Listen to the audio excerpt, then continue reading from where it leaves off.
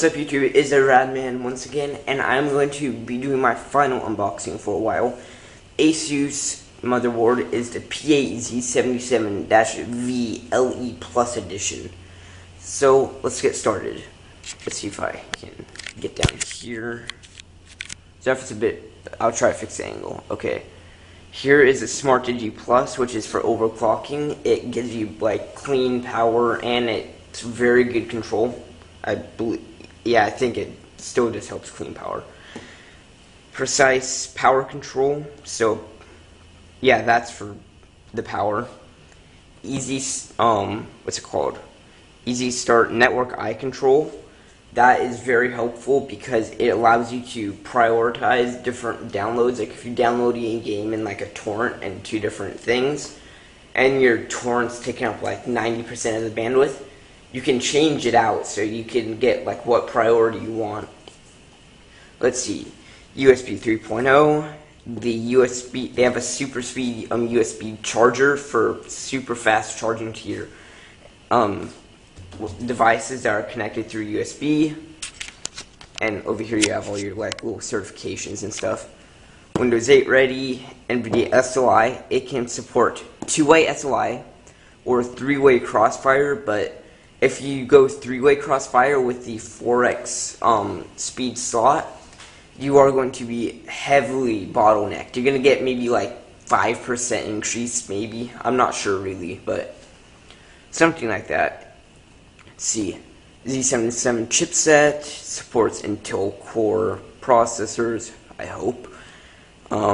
Just the Sandy Bridge and Ivy Bridge, what's it called, processor support. Up here, you have your EPU and your TPU. The EPU is for like underclocking, you could say, your CPU, so you get better power efficiency if you're going for like a super quiet, because it will be under less stress, and more electricity, what's it called, like saving. Man, I should read it so I'm talking. And then the TPU is like a one-click overclock, so that way you can get the most performance out of any of your CPUs that you use with just a click of a button. And then of course it's PCIe 3.0 ready, like what I would say 99% motherboards are today. See, here's what it looks like. You'll get a better view. Anything hopeful on here? Oh yeah, here's Lucid Virtue MVP. This will allow you to have a discrete graphics card and your CPU integrated graphics, and you'll be able to get a huge like jump between. It's like the Trinity APUs. If you put an entry-level graphics card, it's like a hybrid SLI or Crossfire configuration. My cat better not jump up here. Okay. Asus USB 3, and SATA 6 gigabit. Get down, cat. Stupid cat. Let's see if I can get a picture of him. Let's see. No. He's right there, that fatty. This is like his home on this pool table. But I'm not letting him get on here anymore. Let me just position the camera. Okay, let's see. Anything else? No, that looks like it. So let's get into it. Okay, right off the bat, you get the motherboard, which we will look at in a minute.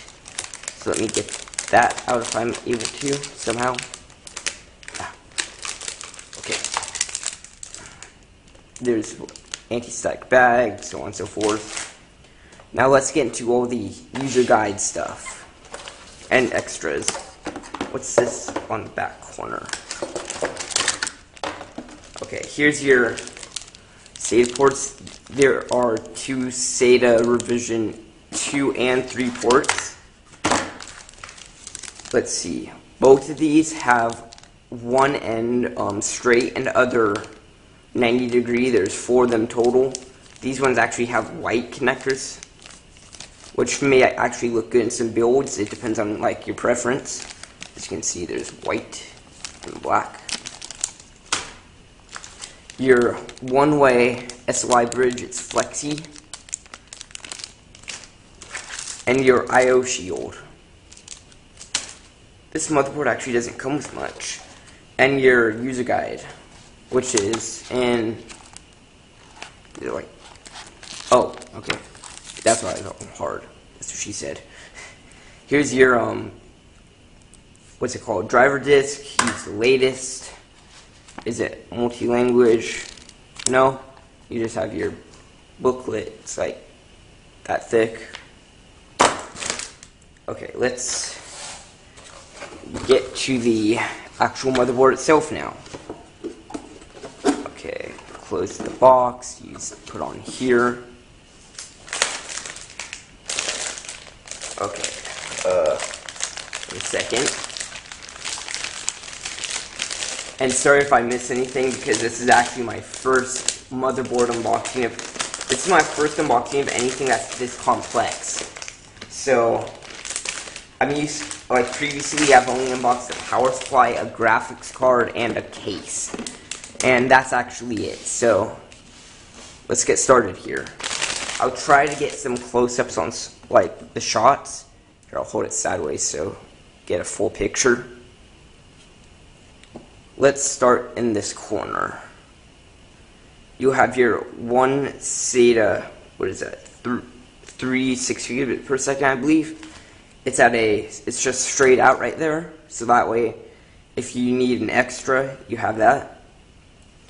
You have your front panel connectors right below it.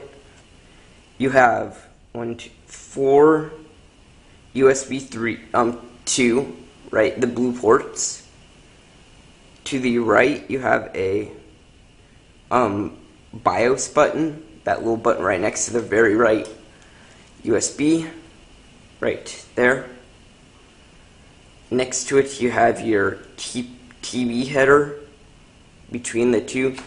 I believe that white connector is a FireWire, but it doesn't say, so I'm not sure. Next to that, you have your HD audio. Next, you have all of your SATA ports. Ow, this board hurts. Let's see. I believe, let me hold it up better. Okay. I believe the left ones are SATA 3, and no, I'm not really actually sure. I'm sorry about this, guys. I can't find any guides.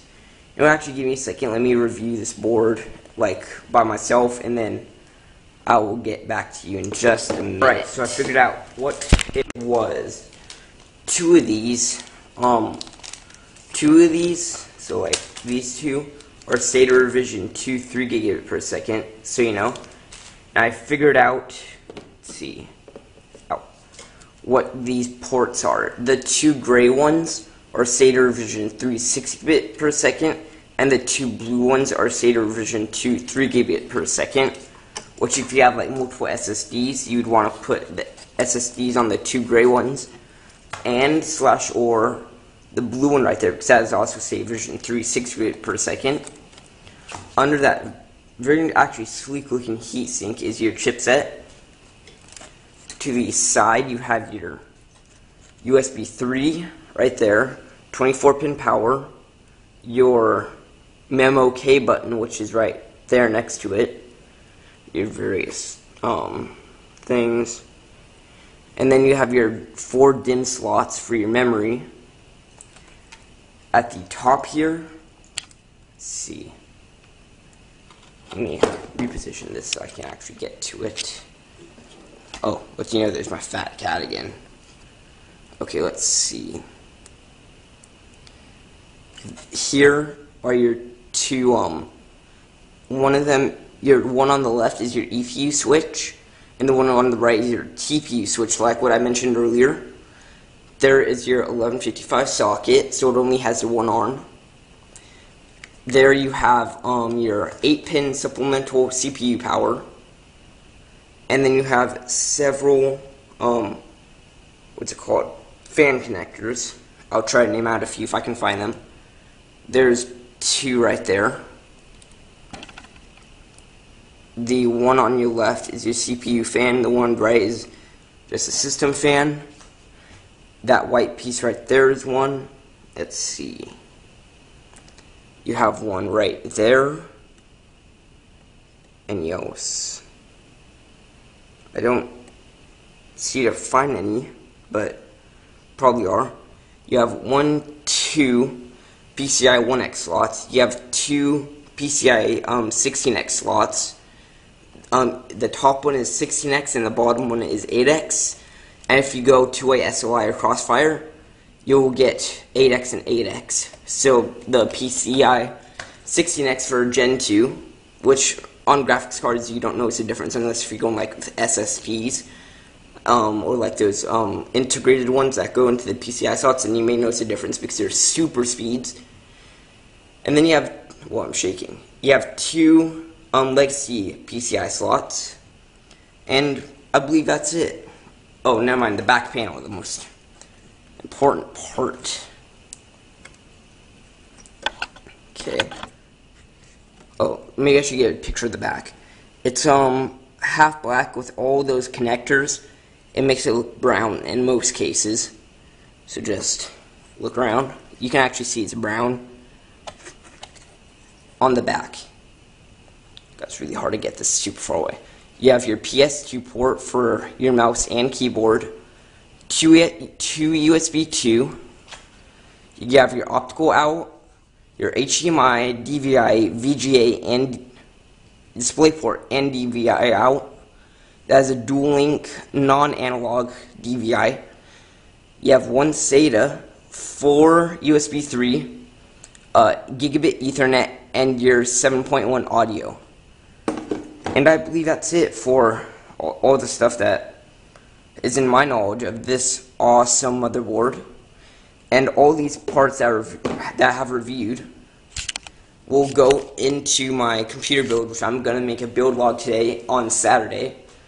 But it's probably going to take a while to upload all these because of my insanely slow internet.